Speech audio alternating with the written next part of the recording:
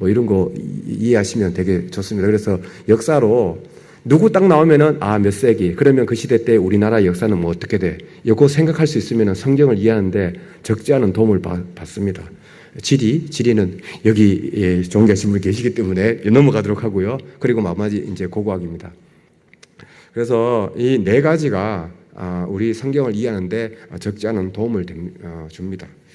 여러분, 성경에 역사가 있으면 성경을 통해서 역사를 이제 이룰 수가 있는데, 그런데 그 성경으로 이루어진 역사가 과연 교회 바깥에 있는 사람들하고 그 역사를 같이 얘기할 수 있느냐, 그거예요. 이거는 매우 중요한데, 왜냐하면 우리가 가지고 있는 이 성경이 보편적인, 객관적인, 어느 세상 사람들, 어느 길거리에 만나는 서울대생, 하버드생하고도 얘기를 해도 대화가 통하는 그런 소통이 되는 그런 책이 되려면 일반 역사하고 같이 얘기할 수밖에 없습니다. 그런데 성경 자체가 그 얘기를 하고 있느냐? 하고 있다는 겁니다. 예를 들면 이런 거예요.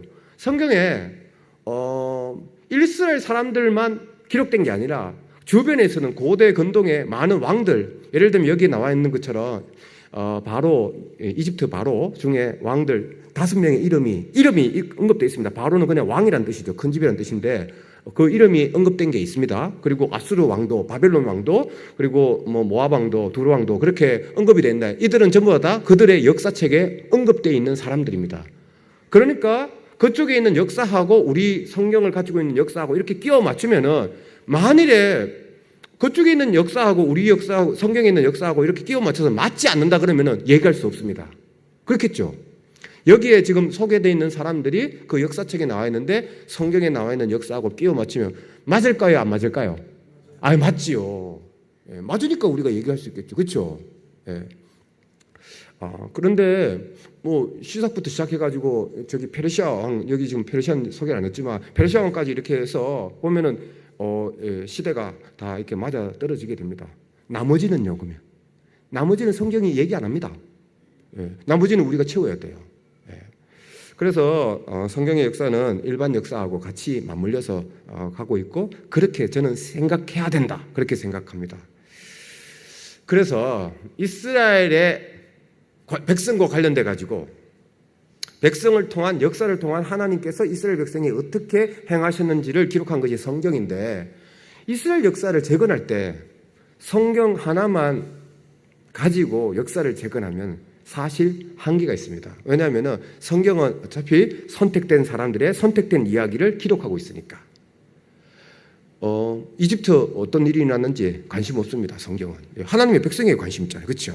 그런데 그들과 함께 이야기할 때 보면은 성경을 더 풍성하게 이해할 수가 있습니다. 그래서 저는 이스라엘 역사를 재건을 하려면은 그 백성에게 정확하게 어떤 일이 일어났느냐를 알고자 한다면 성경과 함께 이 두 가지 자료를 함께 봐야 된다. 이집트 역사 자료, 바빌론 자료, 아수르 자료, 옆에 위에 페니키아의 역사 자료가 어떤 게 있는지 그렇게 함께 보고요. 또 그 땅에 사람들이 살았는데 어떤 유적과 유물이 있는지 그 고고학 자료를 함께 살펴봐야 된다. 이것이 이스라엘 역사를 재건하는데 아주 중요한 자료다. 그렇게 말씀드리고, 저는 그래프 이거 가지고 뭐 1시간 얘기할 수 있습니다.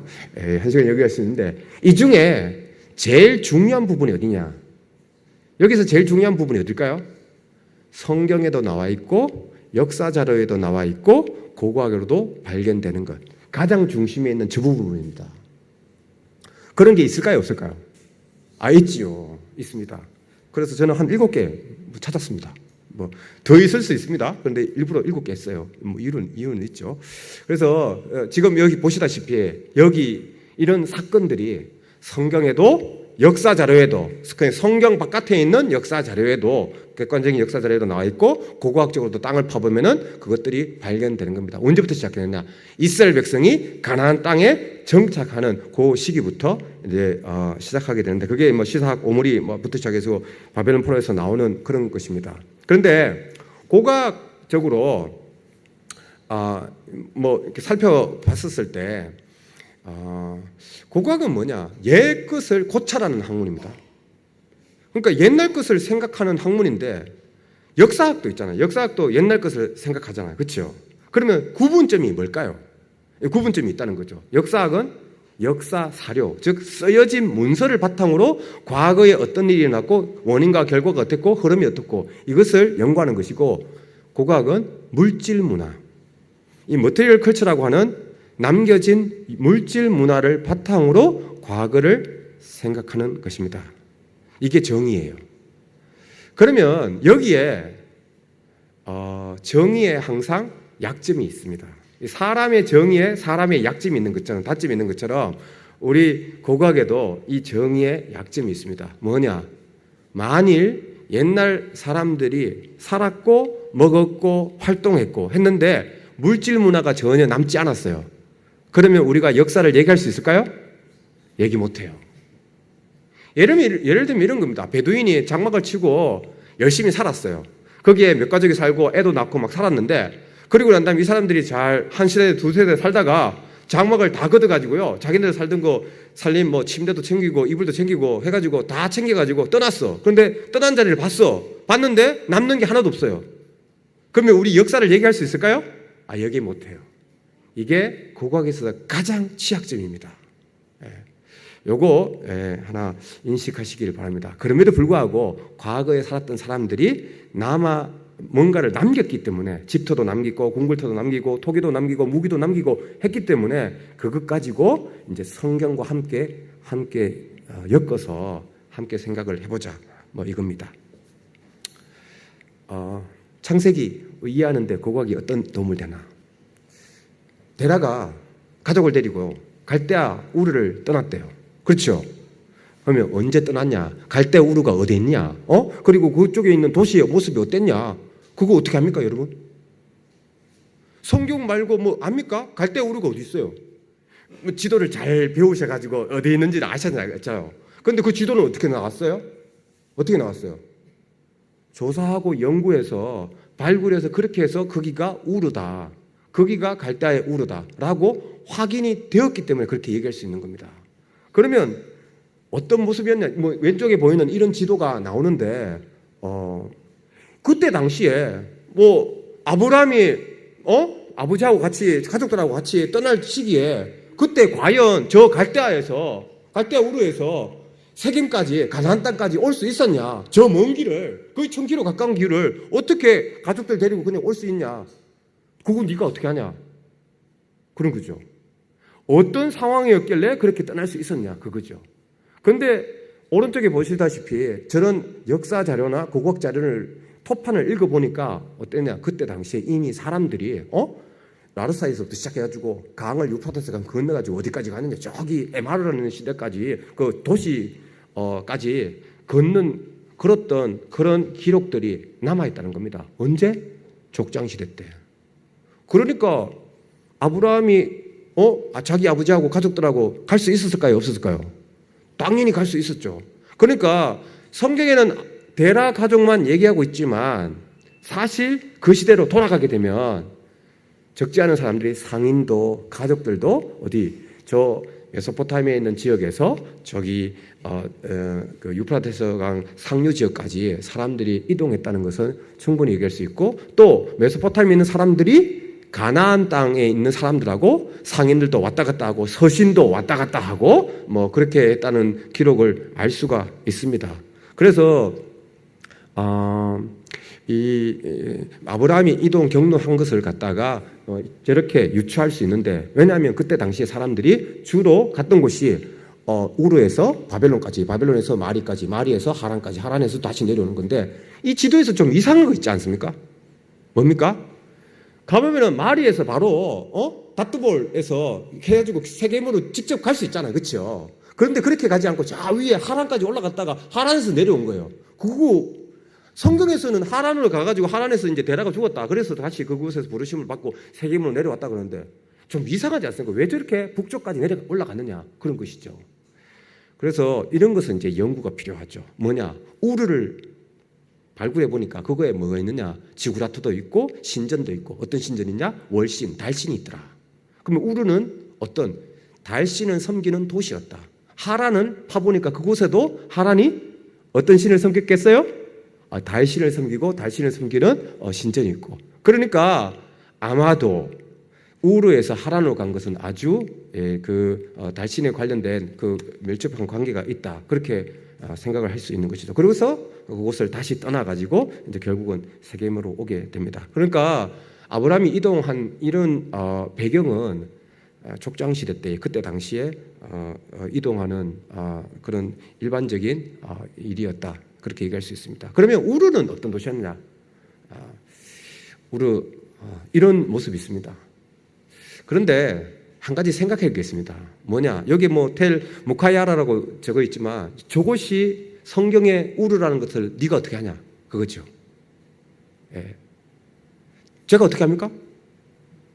저거 어떻게 알아요? 뭐 그게 여기 무카야라가 성경의 우르다 그렇게 적혀 있느냐? 그거 아니죠. 어떻게 합니까? 이런 역사 자료 그리고 그곳에 있는 고고학적인 자료고 그곳에 나오는 어떤 토판들 이런 것들을 읽어내야 합니다. 내가지고 그곳에서 나온 토판물 중에 우르를 언급하고 있으면 여기가 우르다라고 얘기할 수 있는 것이죠. 그래서 우르 왕조에 있는 왕들을 언급하고 있고 그 유물이 나오기 때문에 여기가 무카야라가 성경의 우르다. 그러면 그곳에서 나오는 모든 것들은 성경에 나오는 우르하고 연관을 시킬 수가 있을까요? 예, 시킬 수가 있죠. 그래서 그 우르를 언급하고 있는 역사 자료를 보니까 벌써 3000년대부터 그 도시가 형성돼 가지고 언급이 돼 가지고 우르 또는 우라 뭐 그렇게 이름을 조금 끝말을 좀 바꿔 가지고 그렇게 우르라는 도시를 계속 언급합니다. 근데 언제 가장 번성한 시기였느냐? 주전 2000년대 즉 우르 제3왕조 그때 시대 때까지가 가장 이 우르 도시가 번성하였던 시기입니다. 그 도시를 아브라함이 그 아버지하고 같이 떠난 거예요. 그러니까 뉴욕이 가장 번성한 시기가 있잖아요. 그런데 그 가장 번성한 시기에 너는 가족들 데리고 떠나라. 뭐 맨하탄을 떠나는 겁니다. 언제? 가장 번성했던 시기에. 그래서 떠나가지고 결국은 세겜 오는데 이따 세겜 보여드리겠습니다. 뭐 맨하탄은 없어요. 그냥 여기에 용인에 온 거죠. 맨하탄 떠나가지고 용인에 온 거예요. 그러니까 아브라함이 데라가 그렇게 가족들 데리고 떠난 것은 문명을 떠나고 월신을 떠나고 그리고 부를 떠났다. 이제 그런 것을 알 수가 있는 것이죠. 그래서 도시 크기를 보면 이렇습니다. 엄청나게 커요. 세겜 가보면요, 세겜 엄청나게 작습니다. 헤브론 되게 작아요. 뭐 베르셰바 조금 안 왔습니다. 그런데 도시가 저렇다는 컸다는 거예요. 1km가 넘어요. 사실 뭐 1km 해봐야 얼마 안 되는 거지만 옛날 고대 도시로 보면 엄청나게 큽니다. 이것을 성벽으로 이렇게 둘러쌌다고 생각해 보세요. 거기에 지구라트가 있었고 신전이 있었고. 그래서 이 문화들을 보면은 그 책에도 이제 소개했지만 저렇게 금으로 된 거, 은으로 된 거, 금속에 된 거 엄청나게 많습니다. 금으로 된 우리 텀블러 지금 많이 사용하잖아요. 텀블러 옛날에 텀블러 사람들 저렇게 금으로 만든 텀블러가 우르에 있었습니다. 그래서 여기에 울리경이 발굴했었을 때 엄청난 양의 유물이 나왔습니다. 엄청난 양의 유물이 나왔어요. 그래서 대형 박물관이 지금 저렇게 서게 된 것도 그 원인 중에 하나입니다. 그러니까 이런 우르를 발굴 하나 함으로써 어떻게 해서 아브라함이 데라의 가족이 떠나게 되었는가 그거에 대한 그 뒷배경을 이제 얘기할 수 있고 월신 얘기할 수 있고요. 도시 문화 얘기할 수 있고 부 얘기할 수 있고 그렇게 얘기할 수 있는 거죠. 또 하나 창세기 이해하는데 고고학이 도움이 되는 게 제가 옷을 벗어도 될까요? 뭔가 하면은 이렇습니다. 여러분 여기 나와 있는 구절들 여러분 어떻게 생각하시나요? 요셉에게 채색 옷을 입혔다. 가만히 보면요, 그 영어 성경을 읽으신 분은 이렇게 벌써 이렇게 번역해 이렇게 비교해 보면은 영어 성경에는 다르게 나와 있거든요. 어떤 성경에는 이렇게 나와 있습니다. 요셉에게 입힌 옷은 손목까지 내려오는 긴 옷이었다. 뭐 이렇게 번역하여 있어요. 왜냐하면 히브리어 성경에 코토네트 파심이라고 하는 단어가 사실은 불분명하거든요. 파스 하면 이게 선이지만 사실 또 파사스 해가지고 긴 손목까지 온 그런 뜻을 가지고 있습니다. 그래서 NRSV 영어 성경 같은 경우는 그렇게 번역을 했거든요. 번역했는데 그러면 뭐냐 이게 채색 옷이냐 긴 옷이냐 이제 물음표가 생기는 거죠. 그리고 요셉이 바로 앞에 섰을 때요. 희한하게도 성경 기자는 요셉이 바로에게 가기 전에 희한하게도 수염을 깎았다라는 표현을 하고 있습니다. 그런데 히브리어 단어에 보면 여갈레아 해가지고 그냥 털을 깎은 거예요. 털을 깎았는데 여기 있는 수염만 깎았느냐 아니면 머리도 깎았느냐 아니면 뭐 전신을 다 깎았느냐 뭘 깎았느냐 우리 사실은 퀘스천 마크입니다. 이거 어떻게 아느냐 그거죠. 그리고 또 하나 그 요셉이 결혼을 하잖아요. 그렇죠? 누구하고 결혼합니까? 국이 온에 있는 헬리오폴리스에 있는 제사장 딸하고 결혼합니다. 이거 이해됩니까? 저는 이해 안 돼요. 왜냐하면 히브리 사람인데 어떻게 제사장하고 거기 3대 성지 중에 하나입니다. 이집트에 테베, 노아몬하고 헬리오폴리스하고 멤피스하고 이 3대 성지 중에 신전이 있는 중요한 도시에 그곳에 있는 제사장 딸하고 결혼한다? 이방인인데? 그런 것이죠. 그럼 어떻게 결혼을 할 수 있었겠느냐? 그리고 마지막으로 요셉이 형들하고 만났는데 형은 못 알아보고 요셉은 알아봤다. 이거 여러분들 어떻게 이해하셨어요? 요셉은 위에 총리로 이렇게 위에 있으니까 그 형들은 전부 다 납작 엎드렸으니까 형을 보지 못해가지고 그래서 못 알아봤다. 저는 예전에 그렇게 이해를 했어요. 예. 그런데 과연 그러냐? 예. 그런 것이죠. 하나 이런 게 있습니다. 메소포타미아 지역에는 그러니까 아수르 바벨론 지역에는 왕 앞에 신하들을 선 것을 갖다가 묘사하고 있습니다. 그 중에 하나가 이제 이건데 사내립 묘사한 건데 아수르 왕인데 아수르 왕도 대단한 존재입니다. 거의 신과 같은 존재인데 근데 그 앞에 신하들이 와가지고 뭔가를 이제 뭐 드리고 있습니다. 헌신하는데 신하들이 수염이 있을까요? 없을까요? 지금 보시다시피 잘 안 보이죠? 수염이 있어요. 보이시죠? 그렇다는 말은 아수르나 바벨론은요 왕 앞에 섰을 때 수염을 깎을 필요가 없어요. 그런데 희한하게도 요셉은 바로 앞에 섰을 때 그걸 깎는다는 거죠.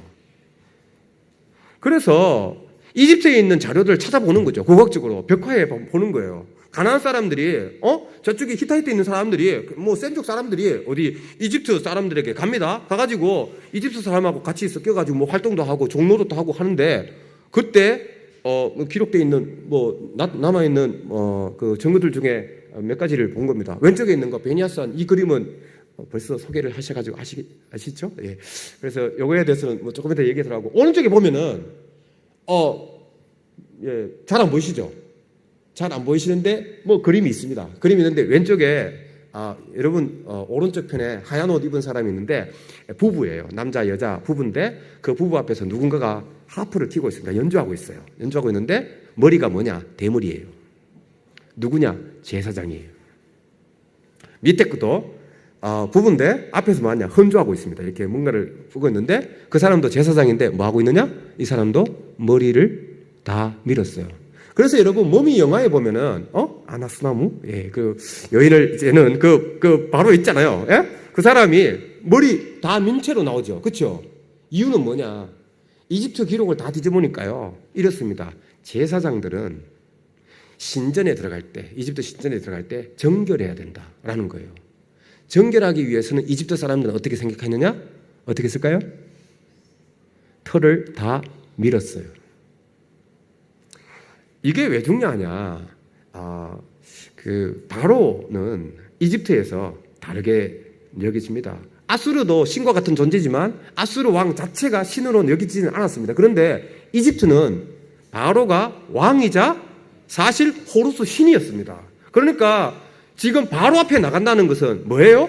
신 앞에 나가는 거예요. 신 앞에 나가면은 이 몸이 어떻게 돼야 돼요? 정결해야 되는 거예요. 그래서 털을 밀어야 될까요? 왜? 정결해야 되니까. 그래서 그걸 알 수 있는 게 뭔가 하면 왼쪽에 보면 베니아산 족장시대 거예요. 이것도 족장시대 건데 족장시대 때의 그림 보면은 이집트 사람이 앞에 2명 있죠. 2명 있는 뒤편에 30명의 가족들이 뭐 동물도 끌고 오고 무기도 끌고 오고 뭐 그렇습니다. 불무도 갖고 오고 그런데 거기 보면은 저 사람들은 수염을 깎았습니까? 안 깎았습니까? 안 깎았어요. 머리도 밀었습니까? 안 밀었어요. 왜? 이 사람들은 밀을 필요가 없어요. 어디로 갑니까? 지금 그냥 상인으로 온 거예요. 그렇기 때문에 이 사람들은 깎을 필요가 없는 것이죠. 그래서 재미난 것은 민수기에 보면요. 민수기에 제사장들을 갖다가 정결케 하는데 희한하게도 물로 정결케 하라. 그거는 우리가 알 수 있잖아요. 물로 씻는 건 옛날에랑 지금이랑 뭐 씻는 건 똑같잖아요. 그런데 희한하게도 그들의 전신을 어떻게 하래요? 삭도로 밀으라 그래요. 예. 정결하고 털 미는 거하고 무슨 상관이에요? 예. 상관이 있다는 겁니다. 그래서 이게 사실 그 이집트에 있는 그 정결하는 그 전통 있잖아요. 예. 그래서 이집트 쪽에서 아마 배우지 않았을까? 저는 잘 모릅니다. 뭐 그렇지만 뭐 이런 모습이에요. 메소포타미아 지역은 아니니까. 그러니까 이집트의 영향을 받은 것이죠. 그래서 바로를 우리가 이해할 때 바로는 호루스 신으로서 신이자 그리고 왕이기 때문에 그가 거하는 집, 바로의 집은 궁전이자 또한 한편으로 신전입니다. 그러니까 바로에게 나간다는 것은 궁전으로 나아가는 것과 동시에 신전으로 나아가는 것입니다. 네. 그래서 들어오는 모든 사람들은 정결해야 된다는 거죠. 요거 앞에 제가 요걸 얘기 안 했네. 아까 전에 요셉의 옷이 뭐라 그랬습니까? 채색 옷이라고 우리가 번역했잖아. 저는 이거 놀라워요. 이 사람이 이게 번역한 사람이 어떻게 이 채색 옷을 했지? 영문 성경에는 이렇게 길게 돼 있는 거 그건데 히브리어 그 사전에도 그렇게 나와 있는데 놀랍습니다. 그런데 베니아선 이 벽화에 가보면은 이 사람들이 옷 입은 거 보세요. 남자들도 긴 옷 입고 여자들도 긴 옷 입고 애도 있어요. 그러니까 가족이 그 셈족에 있는 사람들, 가나안에 있는 사람들이 이집트에 가족들이 왔다 갔다 한 거예요. 그러니까 아브라함 가족이 야곱의 가족이 전체 다가 이집트로 갈 수 있는 거는 전혀 이상한 일이 아니었어요. 아까 전에 갈대우르에서 이 가나안 땅에 오는 것처럼. 그런데 저들이 입은 옷을 보십시오. 뭐냐? 색깔 있는 옷이에요. 뭡니까? 띠가 있어요. 뭐 여기에 뭐 꽃이 있고 뭐 그런 건 아닙니다. 뭐 파피루스가 있고 뭐 로투스가 있고 뭐 그런 거 아니에요. 뭐냐? 전부 다 선이에요. 그래서 저는 이 한글 번역 성경이 놀랍습니다. 놀라워요. 그래서 이 채색 옷 입은 사람들은 이제 그만큼 색감을 입혀가지고 색칠한 거 아닙니까? 옷감을 물들여가지고 한 거 아닙니까? 그만큼 비싼 거죠. 예. 그래서 요셉에게 그렇게 채색 옷 입히는 것은 그 형들에게 그렇게 질투를 받을 만한 그런 일이었다. 뭐 그렇게 이해할 수 있는 것이죠. 그래서 요셉의 머리를 다 밀고요. 그리고 총리 있고 하니까 형들이 알아봤냐? 못 알아보는 거죠. 예. 뭐 통역 세우고 하니까 뭐 전혀 이렇게 못 알아본 거죠. 족장 시대. 사실 뭐 몇 가지 이해를 받지만 사실 쉽지 않습니다. 족장 시대 때 뭐 역사적인 어떻게 되느냐? 사실 쉽지 않아요. 왜? 학자들도 그래서 여러 가지 의견을 합니다. 제가 뭐 이거 다 소개하려고 그러는 게 아니고 그렇지만 그럼에도 불구하고 약간의 차이가 있지만 지금부터 거의 4,000년 전이에요. 4,000년 전 얘기를 우리가 지금 성경을 통해서 읽고 있는 거예요. 이게 쉬운 일입니까? 우리나라 뭐 고주몽 해봐야 뭐 2,200년밖에 안 됐는데 그러니까 그거보다 더 2,000년이나 200년도 아니고 2,000년. 그러니까 쉽지 않습니다. 그럼에도 불구하고 족장시대와 관련돼 가지고 몇 가지 중요한 성경 이외에 자료들이 있느냐? 고맙게도 있다는 거예요. 근데 여기에 아브라함이 이삭을 낳았고 이삭이 야곱을 낳았고 뭐 그런 기록이 있느냐? 그런 건 없습니다. 그런 거를 누가 기록하겠어요? 성경 말고. 그런데 간접적으로 이집트 저주 문서라든지 이런 갑바도기아 문서라든지 마리 문서나 이런 누지 문서 등등이 간접적으로 족장 시대 때의 그런 모습들을 알려줍니다. 그래서 목사님 책에도 거기에 언급이 되어 있는데 중요한 족장 시대 때의 문화를 알려주는 아주 중요한 도시가 한 3동시 정도가 있습니다. 하나가 누지, 하나가 마리, 하나가 에블라입니다. 여기에 뭐가 나와 있느냐? 뭐 토판 발견되면 이런 겁니다. 우리가 그거 딱 파잖아요. 거대한 흙이 있으면 그거 계속 팝니다. 파가지고 저런 하나 발견돼요. 와, 발견됐다 뭐 이런 거죠. 그래서 한 방을 봤는데 토판들이 이런 손바닥만한 것들이 뭐 24,000개, 10,000개, 어떨 때는 몇천 개 뭐 이렇게 발견이 됩니다. 예. 토판 얘기 나왔으니까 조금 얘기하면은 이때까지 어느 장소에도 이스라엘 지역 내에서 토판이 한 방에 있는 고문서갈이 발견된 게 없습니다. 앞으로 그거 발견되면 아마 세계 학계가 뒤집어질 거예요. 예, 그거 기대하시라. 저는 발견되리라고 생각이 듭니다. 그거 발견되면 성경과 관련돼 가지고 직접적으로 관련된 얘기들이 아주 많이 나올 거예요. 그런데 에블라, 마리, 우가릿 이런 등등에서는 24,000개, 14,000개, 12,000개 뭐 그렇게 아주 많은 것들이 나왔습니다. 그 중에 에볼라에서 토파는 아카드로 이렇게 푹푹 찍어가지고 세게 문자로 이렇게 씁니다. 그걸 해독했어요. 왜냐면 어떻게 해독할 수 있는 사전이 그 사전이 중간에 두 개의 단어가 언어가 똑같이 쓰인 게 나와가지고 그게 이제 가능해지게 되었습니다. 저도 아카드를 배웠는데 뭐 가능합니다. 가능하는데 그거 번역해 보니까 이런 이름들이 나온다는 거죠. 무슨 이름? 데라, 나홀, 아브라함, 베냐민, 갓, 레위 뭐 이런 이름들이 어디에? 에볼라 문서에 나온다는 거죠. 물론 이 이름이 성경의 갓이다, 베냐민이다 그렇게 얘기할 수는 없지요. 그런데 족장 시대와 가까운 그 시대 때에 사람들의 언급된 이름이 이름이 발견이 된다는 것은 그때 당시에 그런 이름이 가진 사람들이 활동했다는 것을 우리가 알 수 있을까요? 알 수 있죠. 그런데 그것보다 더 중요한 건 뭐냐? 에볼라가 이 가나안 지역하고 굉장히 동떨어져 몇백 킬로가 동떨어졌는데 그곳에 같은 이름을 쓰고 있다는 겁니다. 이게 중요한 거죠. 그리고 그때 그 내용에 의하면은 그때 당시에 살았던 사람들은 이 족장 시대에 가졌던 사람들의 생활 모습하고 아주 유사해요. 반유목 생활. 한 곳에 정착지를 정하고 염소 뜯어먹고 1개월, 6개월 지내다가 다시 돌아오는 그런 생활을 하고 있다는 것이죠. 또 역사적인 인물도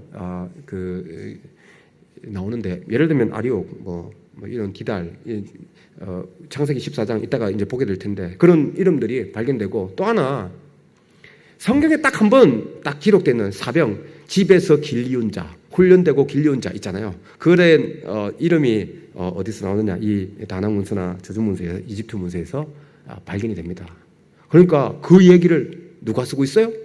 아브라함 시대 때 쓰고 있잖아. 그런데 그 문서가 성경 외쪽으로 어디에? 저주 문서에, 즉 족장 시대 때의 이집트 문서에 나와. 예. 지금 우리가 예를 들면 자동차 보험 앞으로 예수님이 안 오셔가지고 2000년대 그때 당시에 자동차 보험 이런 단어가 나올까요? 안 나옵니다. 자동차가 있을 때 이 시대 때에 자동차 보험이라는 단어가 나오는 것이죠. 이거하고 똑같은 겁니다. 하니킴 하면은 집에서 기르는 자 그 단어를 족장 시대 때 쓰고 있다는 것이죠. 누지 문서 요거는 목사님 책에 소개하고 있기 때문에 간단히 말씀드리면 이런 겁니다. 예. 족장 시대 때의 문화를 갖다가 드라빔이 있잖아요. 가신. 예. 왜 그렇게 가신이 중요하냐? 이거 사실 누지 문서가 안 나왔을 때는 사실 몰랐어요. 그냥 발굴해 보면 그냥 우상이 나오고 토우가 나오고 하기 때문에 이것들을 여신을 섬겼나? 이게 남신을 섬겼나? 여든 잡신을 섬겼네? 이렇게만 알았는데 누지 문서를 딱 읽어 보니까 뭐냐? 가신을 매우 소중히 여겼다는 거예요. 예.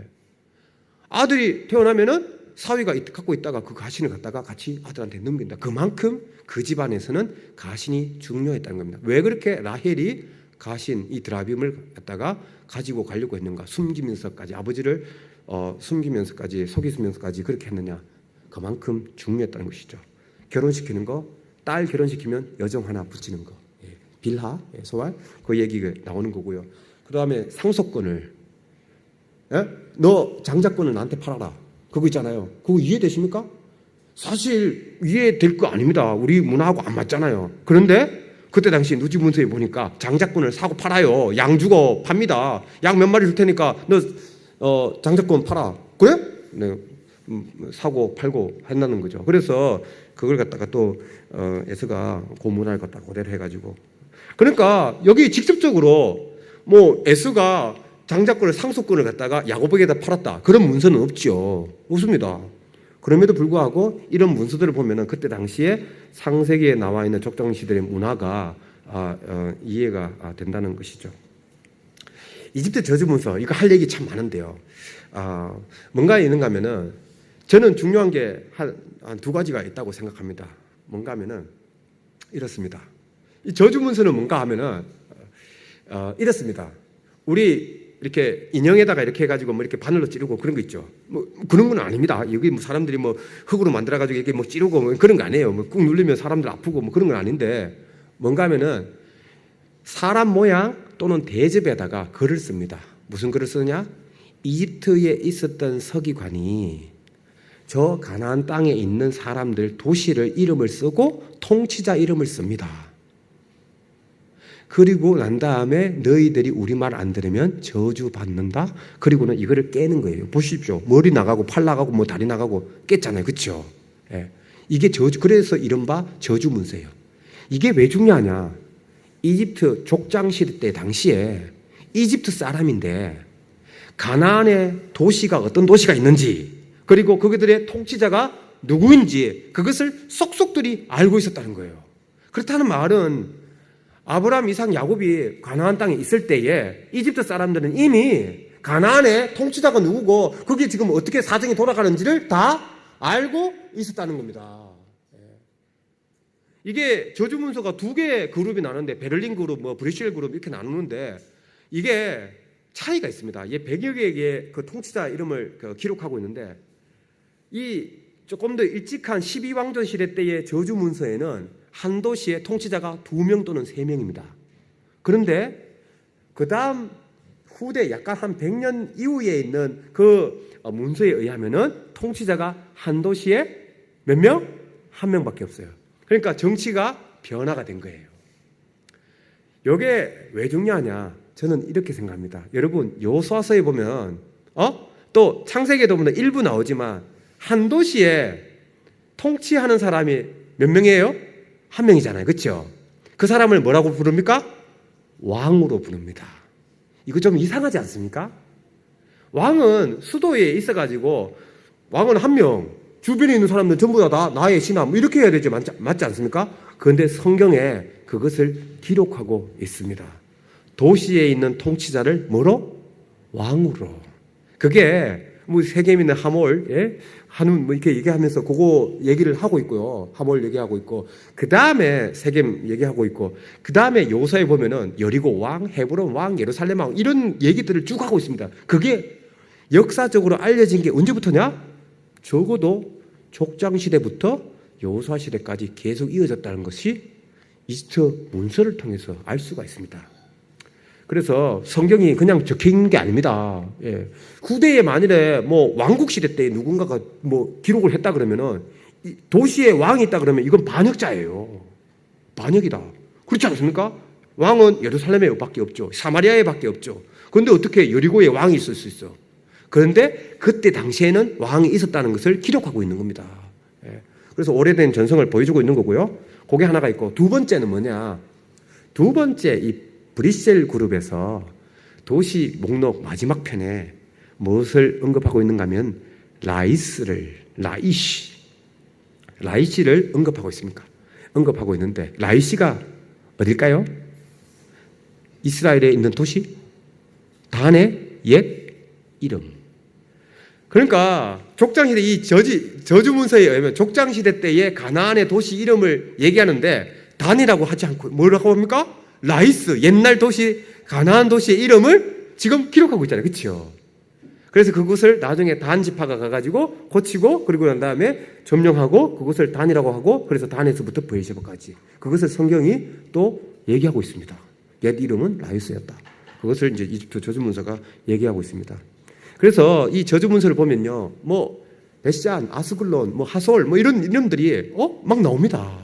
성경에 있는 도시명이 막 나와가지고 성경에 있는 이 도시명을 이 족장시대에 있었다라는 것을 알 수가 있죠. 뭐 이거 얘기했습니다. 얘기했어요. 그래서 베두인들 이렇게 동물도 가져오고 무기도 가져오고 불모도 가져오고 나귀도 가져오고 염소도 가져오고 뭐 이렇게 해가지고 왔다 갔다 하면서 가족들이 왔다 갔다 할 수 있는 그런 것을 갖다가 보여주고 있다. 그거 말씀드립니다. 또 하나, 주전 2000년대 족장시대 때로 상반기로 이렇게 딱 돌아가게 되면요, 이쪽 메소포타미아 지역의 정치적인 상황은 어땠느냐? 여러 가지 토판과 그리고 고각적인 것을 갖다가 결과를 통해서 결론을 내려보면 어떠냐? 한 사람이 함무라비처럼 이렇게 한 왕이 딱 나타나가지고 전부를 갖다가 다 굴복시켜가지고 제국을 이루는 그런 상황은 함무라비 이전에 함무라비가 완전 통일할 때는 그렇게 됐지만 그 전 시대 때는 어떻게 되느냐? 한 왕이 있었고, 강력한 왕이 있었고, 주변에 꼬봉이 같은 왕들이, 꼬봉이 같은 하여튼 하여튼 봉신 같은 왕들이 있었어요. 그래서 10명 또는 15명, 어떤 데는 20명. 그래서 라르사 중심으로 해서 거기에 몇 명의 왕들이 있었고, 그 다음에 하무라비를 중심으로 해서 또 한 10명에서 15명 정도 있었고, 이런 세력들이 군데군데 이렇게 있었다는 거예요. 이게 왜 중요하냐? 그때 당시의 상황들을 이해하는 게 창세기 14장에 보면요, 왕들이 한 왕이 뭐 이렇게 나를 따라해가지고 군대를 다 이끌고 아수르 반니팔처럼 아니면 사내리처럼 나를 따라해가지고 군대를 다 끌고 와가지고 전쟁하는 게 아니고 어떻게 합니까? 왕들이 4명, 5명 해가지고 4대5로 싸웁니다. 이 상황이 뭐예요? 주전 2000년대 상반기 족장시대 때 그 상황 아니면 이해할 수 없는 겁니다. 그때 상황이 그랬다는 거예요. 그래서 그 메소포타미아에 있었던 왕들이 연합해가지고 군사를 이끌고 어디로 옵니까? 여기 너희들 우리한테 세금 내. 굴복해. 굴복 안 해. 그래? 그러면 같이 연합해가지고 와가지고 전쟁하는, 그게 창세기 14장입니다. 유일하게 나와 있는. 그 중에 희한하게도 장수중에 알려준 것은 없습니다. 그렇지만 일부 왕들의 그 통치자의 이름은 알려졌습니다. 그돌라오멜, 디달, 아리옥. 아무라비는 누구냐? 아무다 하무라비가 아니냐? 이거 논쟁을 합니다. 그래서 몇몇의 사람들은 역사 통치자로 이렇게 알려져 있고요. 그래서 이런 정황을 봤었을 때 다른 어떤 것이 아니라 그 주전 2000년대 그 상반기 축장시대 때의 상황에 아마도 그 전쟁이 일어났다는 것을 적어도 우리가 고학적으로 역사적으로 얘기할 수 있다고 하는 것입니다. 이런 유물, 여러분 상식입니다. 여러분 용산에 있는 박물관 가든지 여기에 주변에 박물관이 있는지 모르겠지만 어느 박물관을 가든지 여러분 한국에 있는 것인지 세계에 있는지 유럽에 있든지 상관없습니다. 어떤 유물을 보더라도 유적을 보더라도 여러분 자동적으로 3가지 질문을 던지셔야 합니다. 첫 번째, 이게 뭐냐? 이게 언제 거냐? 이게 어디서 발견했냐? 이거는 항상 질문을 던지고 답을 얻으셔야지 유물에 대해서 의미를 파악할 수 있습니다. 이게 뭐냐? 인장입니다. 이게 언제 거냐? 주전 18세기 겁니다. 어디서 발견했냐? 여기 나와 있잖아요. 하이파 근처에서 발견했냐? 어디? 하이파 근처라는 말은 이스라엘 지역 안에서 18세기고 이스라엘 지역 안에서 뭐가 쓰여졌느냐? 인장에 야곱의 이름이 쓰여진 인장이 발견되었습니다. 아까 전에는 에불라 문수는 베냐민이 레위가 아셀이 어디 저기 에불라 지역 몇백 킬로 떨어진 지점에서 발견됐잖아. 그런데 지금은 아예 야곱이라는 이름을 가진 사람이 그 인장이 이스라엘 지역 내에서, 가나안 지역 내에서 발견됐다는 겁니다. 그것도 세계에서 그렇게 멀지 않는 지역에서. 물론 여기에 쓰여진 인장이 성경에 나오는 야곱의 것은 아니다. 우리가 어떻게 알아요? 제가 어떻게 알아요? 여기 야곱이 이게 썼는데 여기에 이삭의 아들 야곱 이렇게 알 수 있잖아요. 그러니까 우리가 모르죠. 그렇지만 적어도 지금 족장시대 때, 그 시대 때에 야곱과 살았던 거의 동시대 때에 야곱이라는 이름을 가진 인장이 발견됐다는 거, 이거는 굉장히 의미심장한 겁니다. 여러분 창세기에서 중요한 도시가 어디입니까? 헤브론, 베르시바 있지만 그 중에 중요한 도시가 세겜입니다. 세겜. 왜 그렇게 세겜이 중요하냐? 저도 모르겠습니다. 모르는데 그럼에도 불구하고 세겜에 발굴해 보면은 세겜의 족장시대 때의 도시가 있을까요, 없을까요? 만일에 없으면은 얘기가 안 되겠죠. 그렇죠. 거짓말이든지 아니면은 좀 다른 얘기든지 그렇게 얘기할 수 있는데 발굴했습니다. 발굴해 보니까 족장시대 때에 어마어마한 도시가 있습니다. 물론 크지는 않습니다. 그렇게 크지는 않아요. 그런데 보니까 왼쪽에 보면은 성문이 나오고요. 성벽이 쫙 있고, 지금 가서 보면은 돌 하나가, 성문은 항상 공격의 대상이 있기 때문에 거대한 돌로 그 성문을 만드는데, 그런 거대한 돌이 몇 톤 되는 돌이 통해서 4개의 방을 가진 성문이 있고 성벽이 있어서 그 안에 이제 성읍 안에 있는 사람들이 살게 된 겁니다. 저 도시가 아브라함이 갔었을 때, 그리고 야곱이 삼촌 라반에서 떠나가지고 올라갔었을 때 갔었던 도시입니다. 그걸 네가 어떻게 하냐? 시대가 그 시대고, 그리고 유물이 그 시대를 가리키고 있기 때문입니다. 저곳이 세겜이기 때문이에요. 자, 그런데 성경에서는 디나 강간 사건 얘기고 하물 나오고 세겜 추장 그런 얘기만 나오는데 그때 당시에 모습은 어땠냐? 성벽이 있는 도시였고요. 그 다음에 신전이 있었고, 그 다음에 사람들이 사는 어떤 도시국가의 어떤 체제였다. 그 환경 내에서 이제 창세기를 읽어보시기 바랍니다. 질문을 던지겠습니다. 세겜에 있었던 가나안 사람들이 글씨를 쓸 수 있었을까요? 없었을까요? 성경은 희한하게도 창세기 어디에도 글씨를 썼다는 기록이 없습니다. 재미나죠? 저는 이거 굉장히 의미 있게 생각합니다.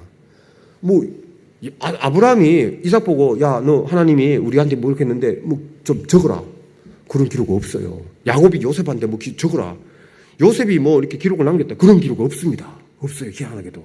그런데, 고각적으로 이렇게 발굴을 해보니까 세겜의 옆에 무덤이 있는데 그 무덤을 파보니까 그때 족장시대 때에 토기가 나오고 그 토기와 함께 뭐가 났냐? 창이 나왔습니다. 창? 지금 오른쪽에 보면은 이게 저기 창입니다. 창. 이렇게 창 있는데 그 창은 청동으로 되어 있는데 이 창은 옛날에 고가품입니다. BMW 아니고 볼보였어요. 예. 요즘 불 많이 나니까 예. 볼보였는데 거기에다가 이게 값비싸니까 어떻게 합니까? 이름을 거기다가 적습니다. 왜? 잊어버리면 안 되니까 이게 내 거라는 걸 적어야죠. 홍길동 이렇게 써놔야죠. 그런데 그 글자가 쓰여진 게 발견이 된 거예요. 주전 16세기 때 족장시대 겁니다. 그래서 이 세겜 사람들은 글씨를 쓸 수가 있었어요. 그런 상황 속에서 그리고 도시국가하고 성벽이 있는 그 상황 속에서 우리 야곱이 그 세겜으로 간 것입니다.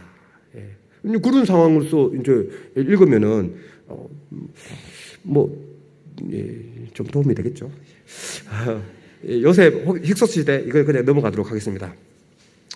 재미난 건요.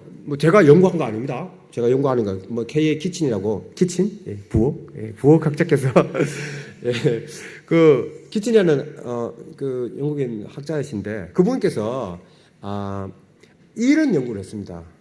구약 성경을 보니까 종의 가격이 바뀌더라. 물가를 비교해 본 거예요. 요셉이 팔릴 때 몇 세켈? 20세켈. 그리고 출애굽기 20장 거기에 보니까 21장 거기에 보니까 종이 소가 이렇게 치받아가지고 종이 죽었어. 그러면 주인에게 얼마를 배상해라? 30세켈, 30세켈. 뒤에 열왕기 가보니까 아수르 해가지고 했는데 사람의 값이 얼마 됐냐? 50세켈. 물가가 이렇게 푹푹 뛴 거예요. 20세켈에서 30세켈 그리고 50세켈.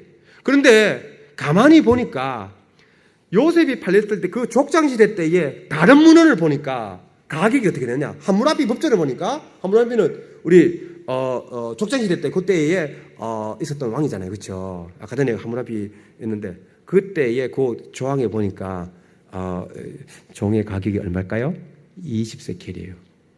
그러니까 여기에 한 50불 하면 한 5만 원 하면은 미국에서 50불에 살 수 있다는 거죠. 예. 근데 이게 50불 했던 게 나중에 가서는 70불 하는 게 출애굽기에 가서는 어디로 갑니까? 30세켈로 이제 한 10세켈 가격이 뛴 거예요. 예. 그래서 이런 변화가 그냥 나온 거냐? 그러니까 성경은 보니까 어떤 변화에 맞춰 가지고 그 변화를 성경에서 얘기해 주고 있다라는 것이죠. 예. 그러니까 실질적으로 사람들이 그거를 갖다가 얘기했는데 발굴을 해보면은 족장시대 때에 유대산지 에스테모아라고 있는데 그곳을 발굴했어요. 발굴했는데 족장시대 때에 토기가 나왔어요. 예. 토기가 나왔는데 그 토기와 함께 뭐가 나왔냐? 저런 은이 나왔습니다. 그러니까 은 20세켈이다. 은 절거를 갖다가 무게를 달아가지고 20세켈을 줄 겁니다. 그래서 구약 성경에 보면요. 가격을 얘기하는데 사실은 동전이 아닙니다. 예. 구약에는 동전이 없었어요. 페르시아 시대까지는 동전이 없었습니다. 페르시아 시대 때 와서야 비로소 동전이라는 게 생겼어요. 그 전에는 전부 다 뭐냐? 무게예요. 그래서 은 20세켈이면 은 200g 이렇게 예를 들면 이렇습니다. 1세켈이 한 12g 조금 안 되게 되니까 그 정도 돼요. 그래서 무게를 달아가지고 그래서 가격을 매긴 겁니다. 그래서 성경에 보면은 무게 저울추를 갖다 속이지 말라고 하는 얘기가 바로 거기서 나오는 것입니다. 계약서 이거는 그냥 넘어가도록 하겠습니다. 네. 그 이집트 내에 뭐 족장시대 때 이제 출애굽 넘어와가지고요. 어디로 갑니까? 이스라엘 사람들이 정착을 어디 고센 지역에서 하지 않습니까? 시내 반도도 아니고 왜 하필이면 이집트 고센 지역에 했을까? 궁금하시죠? 네, 저도 궁금합니다. 근데 재미난 것은 성경이 이제 고센 지역에 정착했다고 하는데 고센 지역은 사실 이집트 사람들한테 그렇게 흥미로운 그런 땅이 아닙니다. 왜 그런가 하면은 습지거든요. 거기는 농사가 잘 안 됩니다. 뭐 발굴을 하더라도요. 뭐 거기 지금 발굴하고 있는데 발굴을 하더라도 매일같이 펌퍼질을 해야 됩니다. 펌퍼질을 해야 돼요. 그래서 사실 쉽지 않은데 단 좋은 게 뭐냐? 누군가가 목축업을 한다. 굉장히 좋은 땅이에요. 왜?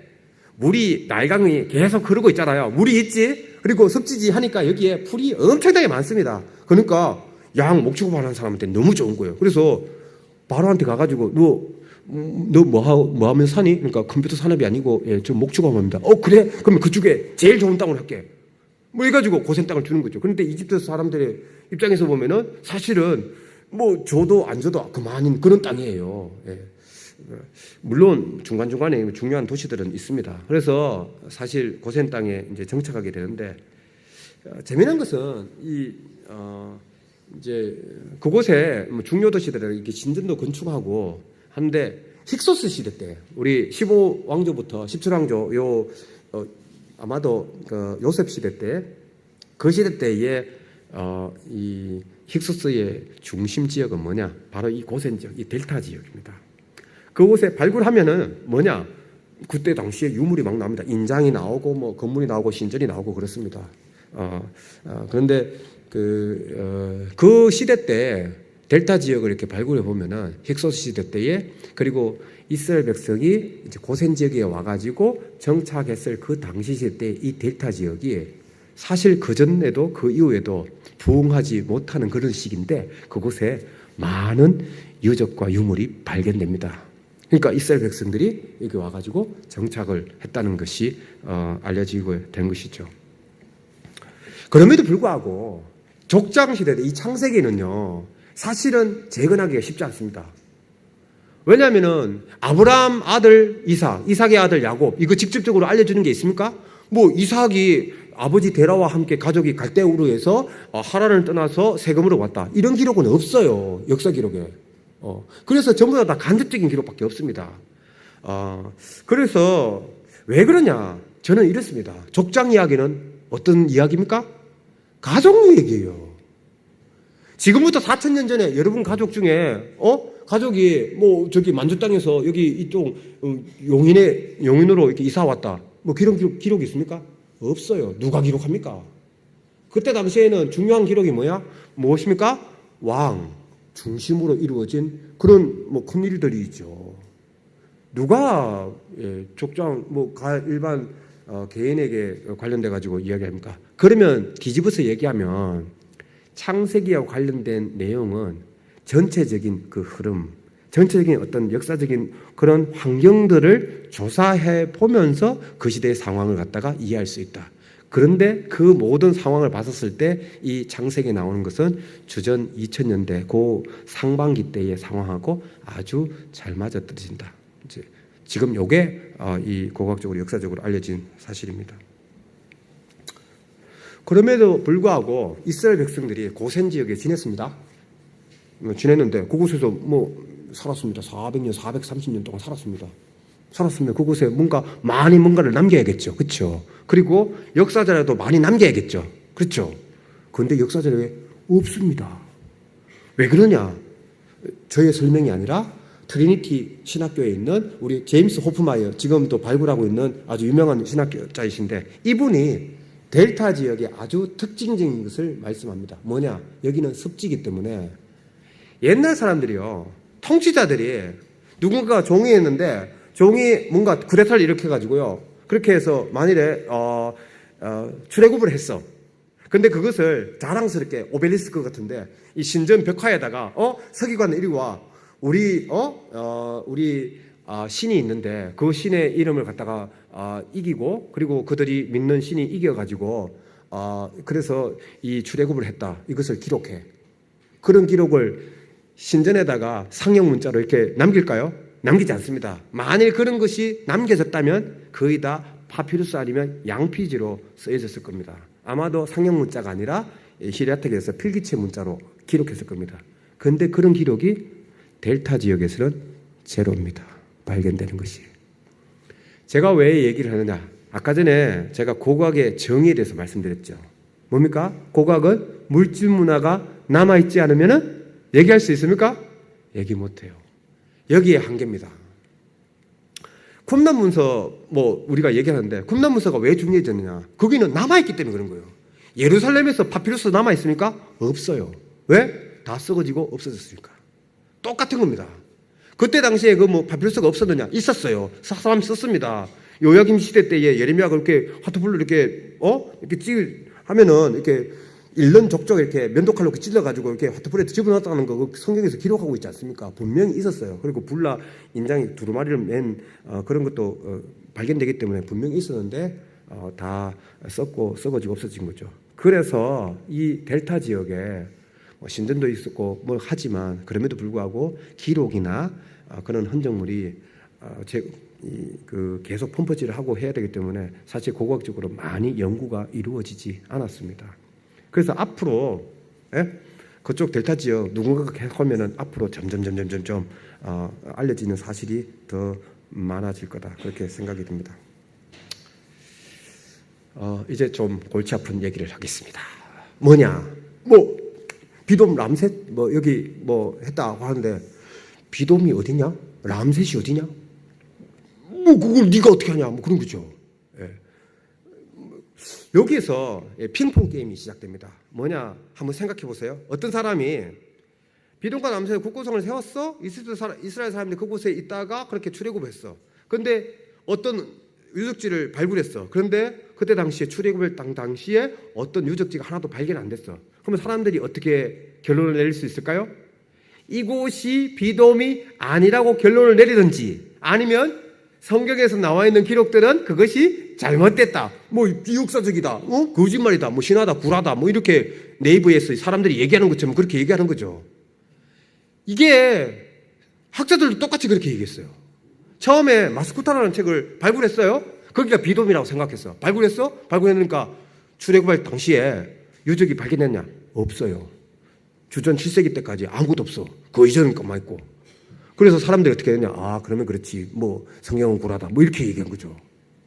고고학적인 데서 바탕으로. 그런데 질문을 던질 수 있습니다. 네가 거기가 비돔이라는 걸 어떻게 하냐? 그거죠. 그래서 그 옆에 얼마 떨어지지 않은 곳에 텔 레타베라는 지역이 있는데 그곳을 발굴해 보니까 출애굽을 당시 때에 거대한 유적지가 발견됩니다. 저곳을 비돔이라고 생각합니다. 예. 거기에 비돔과 관련돼서 유적지가 나오고 람셋 그렇게 발견됩니다. 그래서 여기에 그곳에서 이제 국고성에서 노동을 했다가 결국은 출애굽을 하게 된 건데 이거 벽돌 있는 거 보셨죠? 사진 보셨죠? 처음 보시나요? 예. 이렇습니다. 뭐냐? 이집트 벽화에 언제? 투토모세 3세 시대 때에 15세기 때에 레크메라는 어떤 선견자 이렇게 이상을 보는 그런 사람이 있습니다.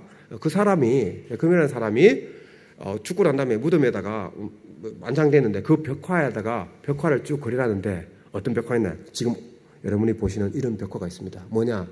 이집트 사람이 아닌데 종이에요. 종이 뭘 하고 있느냐? 벽돌을 굽고 있습니다. 벽돌 만들고 있어요. 그리고 그 과정 벽돌 만들고 흙을 가져오고 그 다음에 그것을 갖다 이기고 판을 찍어내고 그것을 굽고 그래서 그것을 갖다가 가서 건축물에 사용하는 그 과정을 갖다가 전부 다 그 벽화에다가 보여준 겁니다. 언제입니까? 주전 15세기. 그래서 요 출애굽 하기 전에 애굽에 종살이를 하고 있을 때 그 시대 때에 이스라엘 백성들이 있던 물론 여기에 벽화에 여기 이스라엘 사람들 종이 벽돌을 해가지고 불평을 해가지고 짚을 안 주고 이런 기록은 없습니다. 없어요. 그럼에도 불구하고 이방에 있는 종이 자기들이 원하는 건축물의 벽돌을 종들이 와서 찍었다는 기록을 15세기 때 증거로 보여주는 거죠. 이것뿐만 아닙니다. 이집트 기록을 쭉 살펴보니까 뭐냐, 종들을 시켜서 벽돌을 찍어낸 기록들이 쭉 나타납니다. 어떨 때는 할당량을 줍니다. 너 얼마만큼 해? 너 얼마만큼 몇 개다 찍으래? 그러면 자기의 하루 할당량을 주어주면은 그거 다 해서 자랑스럽게 얘기하는 기록들이 나옵니다. 재미난 것은 이스라엘 지역 내에서도요, 이집트 사람들의 건축 양식의 건물들이 발견됩니다. 그런데 거기에 흙벽돌로 된 건물들도 일부 남아있는데 무엇을 사용한지 아십니까? 벽돌 안에 짚이 있습니다. 그러니까 이집트 사람들은 벽돌을 갖다가 갈라지지 않기 위해서 짚을 사용한 게 알려진 것이죠. 그래서 그 짚을 너희들이 구해가지고 하라. 그만큼 노동력이 굉장히 가중됐다는 것을 보여주고 있습니다. 그것뿐만 아니라 벽돌 만드는 것뿐만 아니라 다른 노동, 여기 지금 보시다시피 포도 뭐 이렇게 농사 짓는 거, 이런 일들을 종들한테 그렇게 하게 됩니다. 그래서 뭐 종살이, 이집트 종살이 어떤 일을 했느냐? 이런 일을 한 겁니다. 역사적으로. 예. 출애굽, 출애굽한 그 루트. 예. 사실 이거 머리 아픕니다. 머리 아파요. 머리 아픕니다. 왜 아프냐? 이런 이유 때문에 그렇습니다. 예. 머리 아프시죠? 여러분들도? 예. 좀 아파주세요. 저도 아픈데 여러분들도 아파야 되지 않겠습니까? 예. 왜냐하면은 재미난 것은 이집트 내에 직접적인 역사 자리가 없다는 거예요. 예. 이스라엘 백성이 60만 한 200만 되는 사람들이 하나님의 도우심을 10가지 재앙 이후에 그들이 우리 땅을 떠났다. 뭐 이런 기록을 누군가가 한 줄이라도 쓰면 좋겠는데, 그러면 이때 떠났구나. 뭐 그걸 그러면 그렇지. 뭐 이렇게 할 수 있겠는데 이집트 사람들이 그걸 기록하지 않습니다. 그런데 이것은 이해가 됩니다. 왜? 어떤 이집트 역사 기록에도 자기네들이 실패한 역사를 자랑스럽게 어디엔가에다가 기록해 놓은 기록이 있느냐? 없습니다. 자기네들이 심지어 전쟁을 했는데 전쟁에서 졌어요. 뭐 졌는지 많은 심각한 타격을 입었어요. 그런데도 기록은 어떻게 하는지 아십니까? 자기네들이 이겼대요. 신의 도움으로. 예를 들면 갈그미스 전투 1275년에 주전, 1275년도에 람세스 2세하고 히타이트 왕하고 이렇게 싸웁니다. 2만 대 2만. 그때 당시에 아주 대단한 군대였어요. 근데 싸워가지고 심각한 타격을 입었어요. 그런데 람세스 2세는 자기가 이겼는데 할 수 없이 그쪽에서 원해가지고 평화협정을 맺었다. 뭐 이렇게 해서 기록을 자기가 남깁니다. 그러니까 자기네들에게 불리한 역사 기록을 이집트 사람이 하느냐? 안 합니다. 전부 다 기록하는 건 뭐냐? 자랑할 만한 거. 도모세 3세가 뭐 119개를 갖다가 다 뭐 정복했다. 시샥이 와가지고 뭐 정복했다. 뭐 이런 것들을 갖다가 자랑스럽게 기록하지, 불리한 것은 기록하지 않습니다. 그러니까 역사 자료에 없는 것은 당연하죠. 그렇지만 간접적인 건 있습니다. 예를 들면 종들이 막 도망갔다. 그걸 잡으러 갔다. 뭐 이런 것들은 기록에 있습니다. 예, 파피루스에 있습니다. 그리고 또 하나, 이집트의 이 출애굽 여정을 엘림 마라 뭐 이렇게 해서 르비딤 해서 쭉 찾아가는데 뭐 발굴을 해봤는데 없다는 거예요. 그래서 이것도 해석하는 게 여러 가지 있죠. 여기가 진짜 엘림 맞냐? 여기가 진짜 마라 맞냐? 여기가 르비딤 맞냐? 그리고 여기에 없다고 해서 꼭 역사가 없다고 얘기할 수 있냐? 그리고 다른 곳에는 뭐 있을 수가 없냐? 뭐 이런 것들을 갖다가 생각할 수 있는 것이죠. 그래서 사람들은 막 이상한 얘기를 합니다. 여기 뭐 신화 얘기하고 뭐 비석서적인 그런 얘기를 하는데 과연 그러냐? 그런 거죠. 그 중에 이런 파피루스가 있습니다. 이 부베르 파피루스라고 뭐 라이덴에 지금 그 사람들이 사가지고 거기 있는데 보시다시피 파피루스에 있는데 왜 파피루스가 남아 있느냐? 이거는 델타 지역이 아니라 저기 황량한 메마른 광야 지역, 사막 지역에 있었기 때문에 이게 가능한 겁니다. 이게 그래서 파피루스가 가능한데 여기에 이 부베르의 충고들 뭐 몸집인데 이것이 언제부터 쓰여졌냐? 뭐 사본도 있고 합니다. 그래서 제2육왕조 고대 왕조부터 시작해서 제2중간기까지 그 힙소스 시대까지 그렇게 있는데 거기에 이 부베르하고 신하고 대화하는 그런 내용이 적혀 있습니다. 가장 나중에 오래된 사본이 남아 있는 것은 뭐냐? 주전 13세기 건데 거기에 어떤 내용이 있느냐? 뭐 이런 내용이 있습니다. 보세요. 잘 안 보이죠? 보이네요. 네. 첫 번째 재앙이 땅 전체에 퍼졌대요. 어떤 재앙이 있나? 피가 도처에 있대요. 피가 어디에 있어요? 강에 있대요. 강은 어느 강일까요? 나일강. 불이 났대요. 예, 불바다. 그리고 곡식이 있네. 곡식이 사라졌대요. 그 다음에 가축들이 죽는데요. 가축들이 신음하고 가축들이 죽어간다는 거예요. 또 땅에 빛이 없다는 거예요. 흑암재앙. 그 다음에 애들이 죽는다는 거예요. 그 다음에 마지막에 보면은 금속들 있잖아요. 금속들을 이렇게 여정들 목에 매가지고 가져갔다 그런 내용이 나오는 거예요. 어디서 많이 본 거 아닙니까? 예? 출애굽 얘기가 비슷하죠. 물론 이 부베르가 이스라엘 백성이 이렇게 해가지고 이때 나갔다 이런 기록은 안 합니다. 그런데 이런 기록을 이 부베르가 바피루스에서 남기고 있다는 거죠. 간접적이란 거죠. 예. 그래서 전에는 이런 거 알려지지 않았을 때는 전부 다 신화적인 얘기도 그러는데 과연 그러냐 그런 것이죠. 이게 지금 남아 있잖아요. 예. 그래서 출애굽에 있는 그런 내용들이 간접적으로 이 바피러스에서 통해서 우리가 알 수가 있습니다. 성경은 저는 성경만 자세히 읽어봐도요 여러 가지를 알 수 있다고 생각하는데 출애굽은요 성경에서 제일 중요한 사건입니다. 예. 제일 중요한 사건이에요. 제일 중요한 사건이 이집트 기록이 없다고 해서 없을 수 있냐? 저는 아니라고 생각해요. 그거는 만만의 콩떡. 예. 천만의 말씀 그렇게 생각합니다. 왜 그런가면 이렇게 생각해요. 여러분 고고학적인 사실이요 과거에 있는 역사를 알 수 있는 방법인데 어느 정도 연구가 되었느냐 저는 이걸 생각해야 된다고 생각하거든요. 어느 정도 연구가 됐냐. 만일에 타임머신을 타고 모세 시대로 쭉 돌아갔어요. 그러면은 이 교회 본당 안에 있는 이만큼의 역사적인 범위가 있다면 발굴은 어느 정도 됐을까요? 발굴해가지고 역사적으로 이거를 100이라고 치면은 어느 정도 발굴했을까요?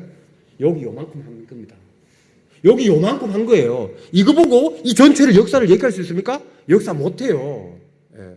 그러니까 그만큼 이 조그마한 게 발견된 게 굉장히 가치 있는 거죠. 그거 갖고 떠드는 겁니다. 그러니까 여기에 없다고 해서 과연 역사가 없었다고 얘기할 수 있냐? 그거 절대로 아닙니다. 절대로 아니에요. 예를 들면 이런 거예요. 쉽게만 생각하면 여기 요만큼 발굴했는데 여기에 개미 한 마리가 발견됐어요. 그러면 이 본당 안에 개미가 있다 그러니까 뭐라고 할까요? 개미라고 해요. 일단은 개미가 한 마리가 있다. 그러면은 개미 한 마리가 발견됐으면 여기에 본당에 적어도 개미가 있다고 얘기할 수 있을까요?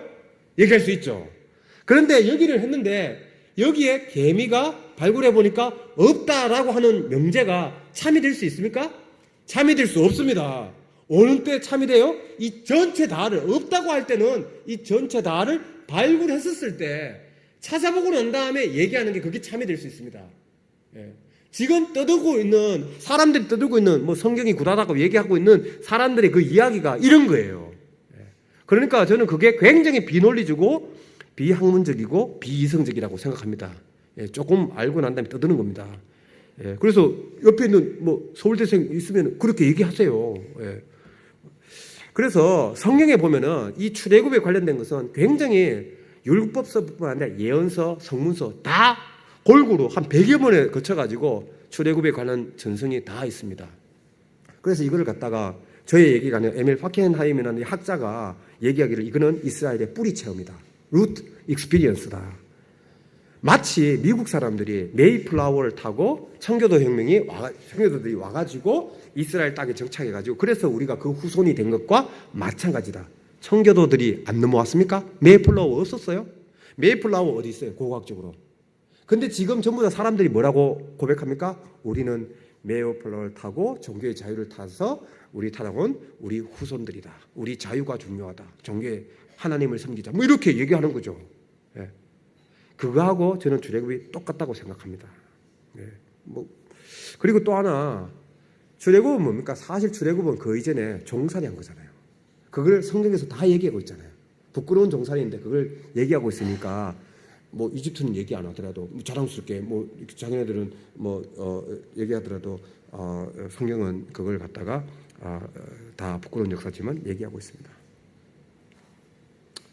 예, 이거는 넘어가도록 하겠습니다. 하나, 여러분 성경 외에 이스라엘이라는 이름이 언급된 게 어디에 있을까? 궁금하시죠? 성경에는 이스라엘 이름이 많이 언급되어 있잖아요. 그렇죠? 이스라엘도 또 여러 가지 있죠. 북쪽에 이스라엘도 있고 뭐 야곱의 다른 이름도 있고 뭐 이스라엘이라는 이름도 있는데 야곱 자손으로. 그런데 이스라엘 이름이 성경 외에 다른 역사 자료에 고국 자료에 가장 오래된 게 언제일까? 그거 궁금합니다. 오른쪽에 보이는 것은 사람들이 알고 있습니다. 왜냐하면 이거 패트리가 발견해가지고 그 메렌프타라고 람세스의 13번째 아들인데요. 람세스 2세가 무려 67년이나 다스렸습니다. 91세까지 살았어요. 그러니까 아들이 뭐 수십 명 있었는데 12명의 아들은 자기보다 다 먼저 죽었어요. 그리고 람세스 2세가 죽고 나니까 마지막 가장 오래된 장자가 누구냐? 13번째 아들인 메렌프타예요. 그래서 그도 환갑 넘어가지고 이제 왕이 됐죠. 그래가지고 그가 리비아 치고 뭐 가나안 치고 해가지고 전쟁해서 승리 비문을 룩서에다가 이렇게 테베에다가 세웠습니다. 그래서 그 위에 뭐 쭉쭉쭉 그 상형 문자로 자기가 자랑스럽게 막 얘기하는데 그 끝에서 두 번째 줄 거기에 뭐라고 언급하고 있는가 하면은 오른쪽에 보이다시피 상형 문자로 이스라엘이라고 기록을 하고 있습니다. 이게 놀라운 기록입니다. 왜 놀라운 기록이냐? 이게 이스라엘 이름 뒤에 오른쪽에 보면은 부메랑 있죠. 이 부메랑, 이처럼 생긴 거. 이 부메랑은 뭐냐? 앞에 있는 단어가 뭘 뜻하는지를 알려주는 지시사의 하나인데 그 지시사로서 뭐냐? 앞에 말하고 있는 것이 이집트 입장에 봤을 때 이방인을 뜻할 때 이것을 부메랑을 뜻합니다. 리비아 사람 부메랑 합니다. 누비아 사람 부메랑 해요. 히타이트 사람 부메랑 합니다. 그런데 앞에 이스라엘을 언급하면서 부메랑을 해놨어요. 그러면 이집트 사람이 봤었을 때 뭐라는 거예요? 이방이라는 거예요. 또 하나 이스라엘 뒤에 남자 앉아있고 여자 앉아있고 짝대기가 3개가 있습니다. 그건 뭐냐? 사람이라는 거예요. 그것도 백성, 무리, 많은 사람들이 모인 무리라는 거예요. 그러니까 앞에 이스라엘의 이름을 가지면서 이방인이면서 그리고 백성 무리를 나타내는 이스라엘을 누가? 람세스 2세의 아들인 메렌프타가 주전 13세기 말경에 그것을 언급했습니다. 그리고 그 앞에 문맥을 보면 이스라엘을 자기가 전쟁을 친 거예요. 쳐가지고 자기가 이겼다는 거예요. 이겨가지고 뭐 이스라엘 자손은 황폐해졌고 그 자손은 끊어졌다. 뭐 이거를 기록한 거예요. 그런데 거기에 이스라엘 백성을 언급했습니다. 이게 제일 오래됐다고 생각하는데 뭐 지금부터 몇 년 전에 제가 이제 박사학위 마지막 끝날 때쯤 돼가지고요. 독일학자 3명이 베를린에 저 창고에 있는 상형 문자 있는데 여러분 왼쪽에 있는 저 비석이에요. 저거를 지금 알려지지 않은 빈문들이 되게 많습니다. 그걸 한번 읽어보자 했는데 거기를 오른쪽에 깨졌는데 그것을 읽어보니까 뭐냐? 이스라엘이라고 읽을 수 있다. 그래서 그것을 출판했습니다. 그래서 이게 시기가 언제 거냐? 주전 1400년 14세기 초반. 그래서 센세이션을 일으켰습니다. 그래가지고 학자들이 막 달게 들어가지고 너는 잘못 읽었다. 네가 거짓말한 거다. 뭐 이렇게 해가지고 지금 공방을 하고 있습니다. 만일에 이것이 이스라엘로 확인된다면 1400년대 이스라엘이라는 민족이 있었다는 것을 이제 얘기할 수 있는 것이죠. 출애굽 여정에 있어서 제임스 호프마이어가 저게 계속 연구를 하고 있는데 한 구절을 얘기를 했습니다. 뭐냐? 출애굽기 14장 2절에 보면요. 출애굽한 백성들 이스라엘 백성이 가다가 어떻게 했느냐? 슈브 해서 리턴 돌아왔다는 말이 있습니다. 그래서 우리는 돌이켰다 그렇게 나와야 되는데 이스라엘 자손에게 명령해서 돌이켜라 뭐 이렇게 됩니다. 이 돌이켰다는 말이 뭐냐? 지금 보시다시피 람세스에서 비돔 람세스에 나와가지고 숲꽃 지나가지고 어떻게 했느냐? 해변길로 쭉 가다가 어떻게 했느냐? 돌이켰다는 거예요. 그 돌이킨 지점이 어디냐? 지금 여기에서 보시는 요 오른쪽에 있는 요 지점, 저쪽에 있는 이렇게 티 나오는 그 지점입니다. 거기서 어떻게 했냐? 거의 유턴을 한 겁니다. 유턴을 한 거예요. 그 유턴한 게 왜 그러냐? 역사적인 정황에 그 주변 지역을 다 발굴을 해보니까 알려진 사실이 뭐냐? 그때 당시에 거기에 포스트에 전부 다 뭐가 있냐? 이집트 사람들의 요새들이 다 곳곳에 배치해 있었다는 거예요.